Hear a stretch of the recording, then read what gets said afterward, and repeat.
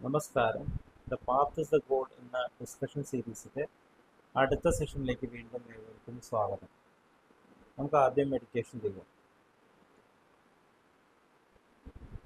കണ്ണുകൾ അടച്ച് ശാന്തമായിരിക്കും. ഭൂമി മാതാവിനോടും സർവ ചരാചരങ്ങളോടും അന്തരീക്ഷത്തോടും കൃതജ്ഞത രേഖപ്പെടുത്തി. ഭൂമി മാതാവിൽ നിന്നുമുള്ള ഹീലിംഗ് എനർജി കാലുകളിലൂടെ പ്രവേശിച്ച് ശരീരം മുഴുവൻ വ്യാപിക്കുന്നതായും ശരീരത്തിലെ എല്ലാ ഭാഗങ്ങളെയും എല്ലാ കോശങ്ങളെയും റിലാക്സ് ചെയ്യാൻ സഹായിക്കുന്നതായും അനുഭവിക്കും.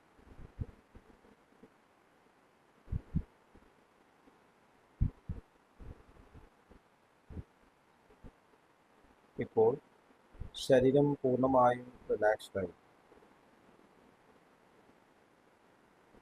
ഈ റിലാക്സേഷൻ ഹൃദയത്തിൽ അനുഭവിക്കും.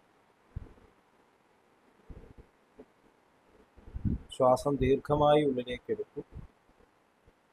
ഹൃദയത്തിൽ സ്നേഹം നിറയുന്നതായി അനുഭവിക്കും.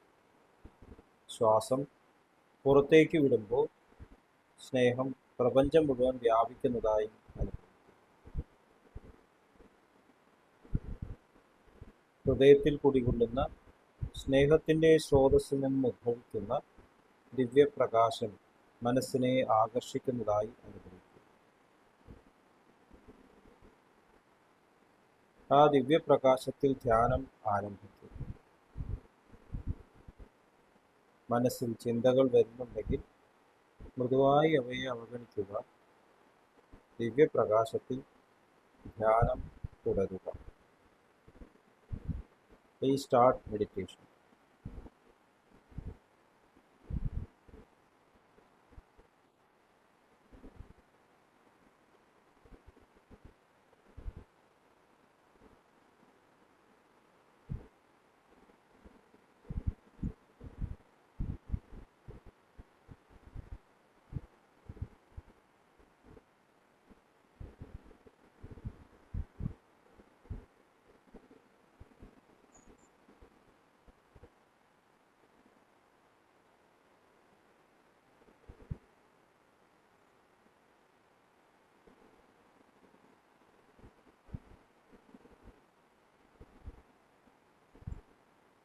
ഓക്കെ, ആ കണ്ടീഷൻ ഹൃദയത്തിൽ നിലനിർത്തി പതുക്കെ കണ്ണുകൾ തുറക്കും.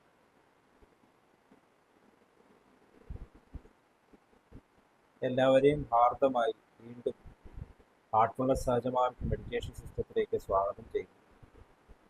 അപ്പോൾ എങ്ങനെ ഈ സിസ്റ്റത്തിൽ ജോയിൻ ചെയ്യാം എന്നതിൻ്റെ ഡീറ്റെയിൽസ് ഡിസ്ക്രിപ്ഷൻ ബോക്സിൽ കൊടുത്തിട്ടുണ്ട്.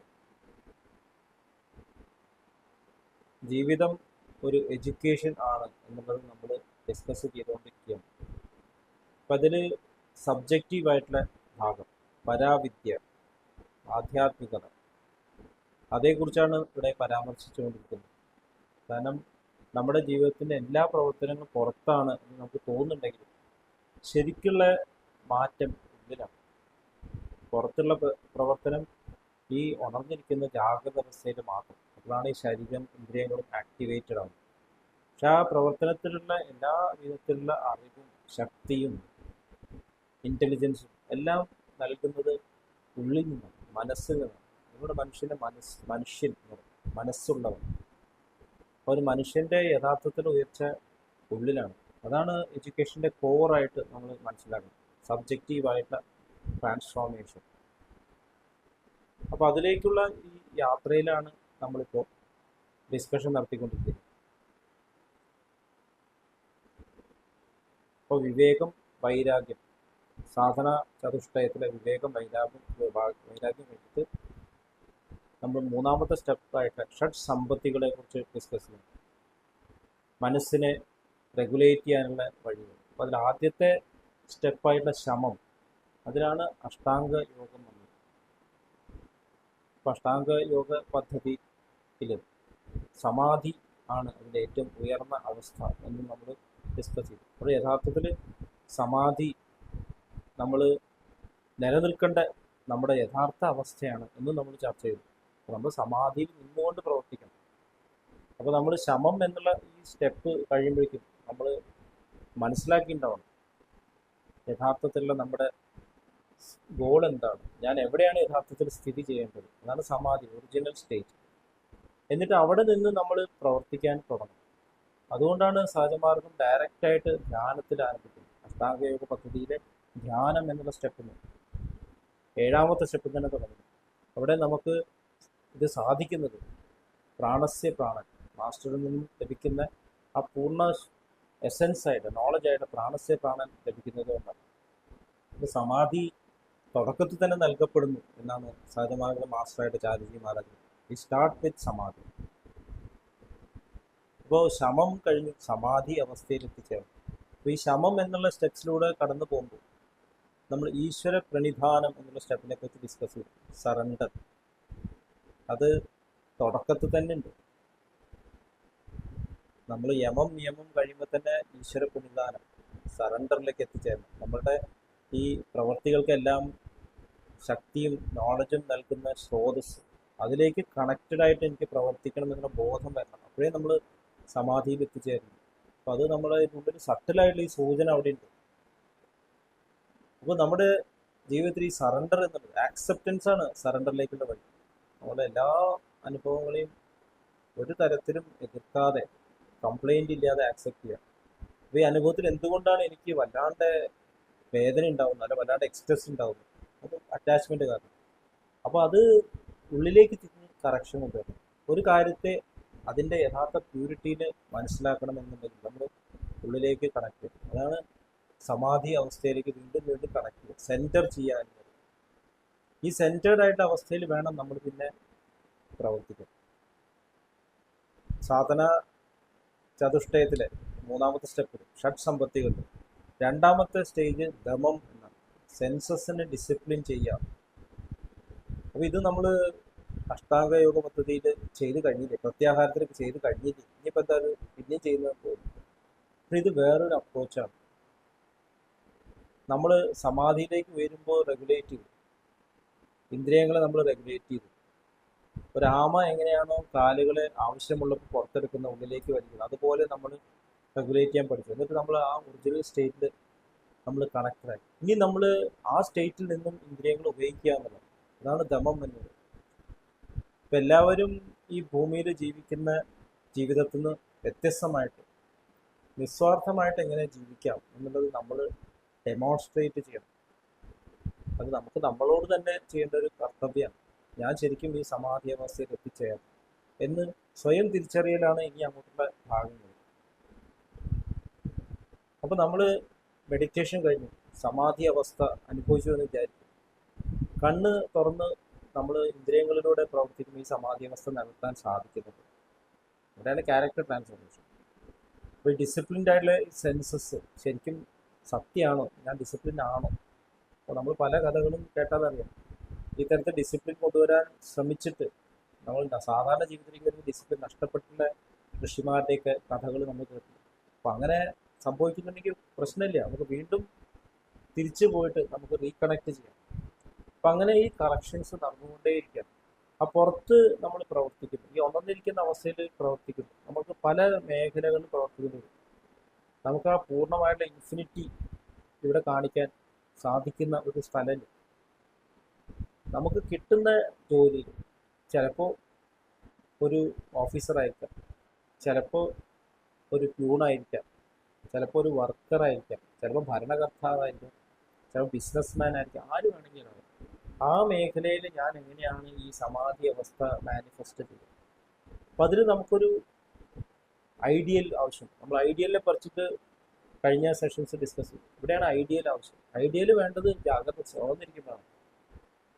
ഇപ്പോൾ ഒരു കളിക്കാരനെ ആലോചിച്ചു, കളിയിൽ നമ്മൾ ക്രിക്കറ്റ് കളിക്കാരൻ ക്രിക്കറ്റ് കളിയിൽ ഒരു മാതൃക എടുക്കും, എന്നിട്ട് കളിക്കാൻ തുടങ്ങും. പക്ഷേ ഒരു സാധാരണ കളിക്കാരൻ കളിക്കുന്ന പോലെയല്ല ഒരു സ്പിരിച്വൽ ആസ്പെക്റ്റിൽ കളിക്കുക. ആ കളിയിൽ തൻ്റെ പൂർണ്ണമായിട്ടുള്ള അർപ്പണത്തോട് കൂടി പ്രവർത്തിക്കും, ജയപരാജയങ്ങളെ പറ്റി ചിന്തിക്കാതെ പ്രവർത്തിക്കും. ഭഗവാൻ അർജുനനോട് ഭഗവത്ഗീതയിൽ പറയുന്നുണ്ട്, എല്ലാവരും ചെയ്യുന്ന അതേ കർമ്മങ്ങൾ നീ ലോകസങ്കരത്തിന് വേണ്ടി ചെയ്ത് കാണിച്ചു കൊടുക്കണം. അവരെ ഉപദേശിക്കേണ്ട, ഉപദേശിച്ചൊരു കാര്യമില്ല. അപ്പോൾ നമ്മൾ ഏത് കളിയിലാണ്, ക്രിക്കറ്റിലാണെങ്കിൽ ആ കളിയിൽ ഏറ്റവും നല്ല ഒരു കളിക്കാരൻ്റെ സ്റ്റൈല് ഫോളോ ചെയ്യുന്നു, നല്ലൊരു കളിക്കാരനാവാൻ ശ്രമിക്കും. ചിലപ്പോൾ അതുപോലെ ആയിരുന്നു വരില്ല, ചിലപ്പോൾ അതിനേക്കാളും നന്നായി കളിച്ചു എന്ന് വരാം. അപ്പോൾ ഇതിൽ അഹംഭവിക്കാനും പാടില്ല, ദുഃഖിക്കേണ്ട ആവശ്യമില്ല. എൻ്റെ ആ ശ്രമം, അവിടെയാണ് ഞാൻ ശ്രദ്ധിക്കേണ്ടത്. ഞാൻ എത്രത്തോളം സിൻസിയറായിട്ട് പ്രവർത്തിക്കുന്നു. മഹാത്മാഗാന്ധിജി പറയാറുണ്ട്, മീൻസ് ആണ് ഗോളിനേക്കാളും പ്രധാനം. കാരണം മീൻസ് നമ്മുടെ ഇമ്മീഡിയറ്റ് ആയിട്ടുള്ളതാണ്, നമ്മൾ ഏത് വഴിയാണ് സ്വീകരിക്കുന്നത് ഇമ്മീഡിയറ്റ് ആണ്. ലക്ഷ്യം നമുക്കറിയില്ല. അത് പാത്ത് ഇസ് ദ ഗോൾ എന്ന് പറഞ്ഞത്, നമ്മുടെ പാത നമുക്കറിയാം. അപ്പോൾ ആ സിൻസിയറിറ്റി നമ്മുടെ ജീവിതത്തിനെ നമ്മൾ പാറ്റേൺ ആക്കി മാറ്റണം. ഒരു പക്ഷേ നമ്മൾ മാതൃകയാക്കി നമ്മളെ നയിക്കുന്ന ആ കളിക്കാരൻ തന്നെ പിന്നീട് നമ്മളുടെ സ്പിരിച്വൽ പാത്തിലേക്ക് വരാം. ഒന്ന് ആലോചിച്ച് നോക്കുക, എന്തായിരിക്കും സ്ഥിതി. നമുക്കൊക്കെ അനുഭവങ്ങളുണ്ട്. നമ്മൾ പ്രാക്ടീസ് ചെയ്യുന്ന ആ ഡിസിപ്ലിനിൽ ഏത് ജോലിയാണ് അതിൽ നമ്മൾ മാതൃകയായിട്ട് ഫോളോ ചെയ്തിട്ടുള്ള ബോസ് തന്നെ അവർ ഇങ്ങോട്ട് വന്ന് ചോദിക്കും, നിങ്ങൾ ഏത് സിസ്റ്റമാണ് ഫോളോ, നിങ്ങൾക്ക് എങ്ങനെയാണ് ബാലൻസ് ആയിട്ട് നിൽക്കാൻ സാധിക്കും. അവരൊരു പക്ഷേ ആ മേഖലയിൽ പ്രാവീണ്യം നേടിയിട്ടുണ്ടാവും, പക്ഷേ സ്ട്രെസ്സ് വരുമ്പോൾ അവർക്കത് മാനേജ് ചെയ്യാൻ പറ്റുന്നുണ്ടാവും. ഉയർന്ന തലത്തിൽ നിൽക്കുന്ന ആൾക്കാർ നമുക്കറിയാം.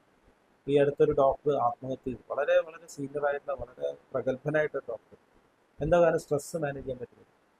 അപ്പോൾ അവിടെ ഈ തരത്തിൽ പ്രാക്ടീസ് ചെയ്യുന്ന ഒരു ഡോക്ടർ ഉണ്ടായിരുന്നു. അപ്പോൾ അദ്ദേഹത്തിൻ്റെ ശിഷ്യനായിരിക്കാം, അദ്ദേഹത്തിലേക്ക് കണക്റ്റഡ് ആയിരുന്നെങ്കിൽ വലിയ വ്യത്യാസം വന്നു. അപ്പോൾ നമ്മൾ നമ്മുടെ മേഖലയിൽ പ്രവർത്തിക്കുമ്പോൾ നമ്മൾ ഡെമോൺസ്ട്രേറ്റ് ചെയ്ത് നമ്മുടെ ബാലൻസ്ഡ് കണ്ടീഷൻ.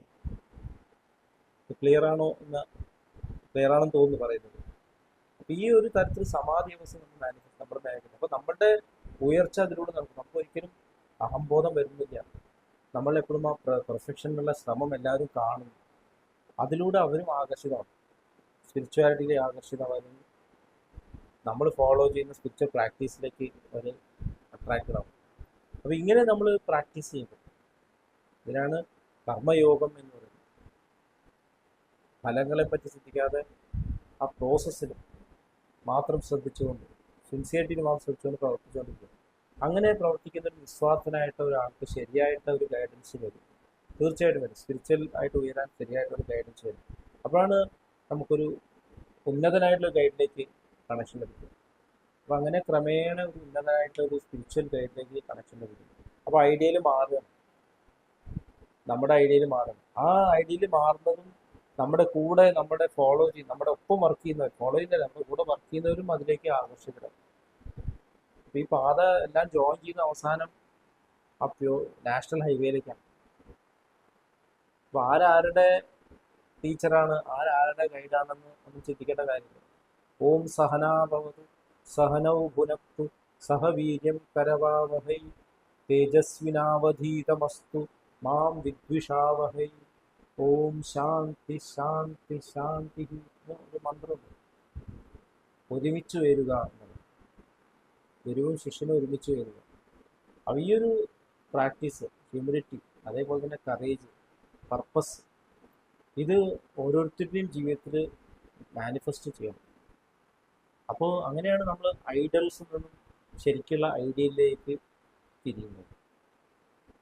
അപ്പോൾ ഇതേക്കുറിച്ച് കൂടുതൽ നമുക്ക് ഇൻട്രോസ്പെക്ട് ചെയ്യാം. അടുത്ത സെഷൻ വരേക്ക് വീണ്ടും ഇടവാണ്. നന്ദി, നമസ്കാരം.